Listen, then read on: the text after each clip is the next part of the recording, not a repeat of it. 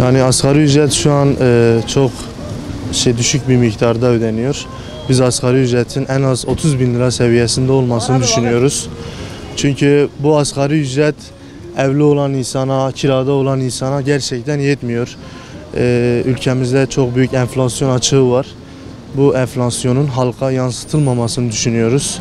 Tabii 17 bin lira bugün dediğimiz gibi yetersiz. İşte buna %20, %15 zam gelir, 23-24 bin lira olacağı düşünülüyor. Biz bunu da yetersiz buluyoruz. Hani memur maaşıyla arasındaki makas farkının biraz daha daralmasını istiyoruz. Cumhurbaşkanımız ve devlet büyüklerimizin asgari ücretlinin, yoksulun, işçinin de değerini bilmesini, onlar düşünmesini temenni ediyoruz. Beklentim %40, %35 bandında olacaktır diye düşünüyorum açıkçası.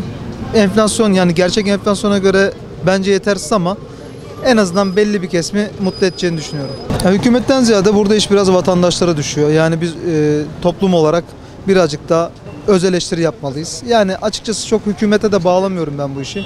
Biraz fırsatçı buluyorum toplumu, ondan kaynaklandığını düşünüyorum. Abi asgari ücret tahminim yani hep batacağız yani. Bunun yükselmesi zor.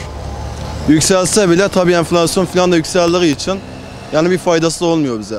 Zarar üstüne zarar. Artık yükselmesinden de korkuyoruz. Çünkü yükseldiği zaman gıdalar da yükseliyor, şey de yükseliyor. Yükseldiğinde bir hayrı yok. Devletin de bir şey ama devlet özellikle bu torpilleri bitirmesi lazım. Yani örneğin fırsatçılığı durdurması lazım. Onlara bir göz gezdirmesi lazım. Odur yani devletin yapacağı da bu. Asgari ücret 24 bin lira olacağı söyleniyor. Tabii o 24 bin lira bizi kurtarmayacak. Her zamanki olduğu gibi. Hani tahminimce asgari ücretin en az 30 bin lira olması gerekiyor ki milletimiz daha bir rahat edebilmesi amaçlı. Şu şekilde ürünlerin ve şeylerin de indirime düşmesi gerekiyor. İşte onların da düşmesi gerekiyor ki o 30 bin lira da kurtarabilsin. Devlet bu fırsatçıların önünü kesmesi gerekiyor.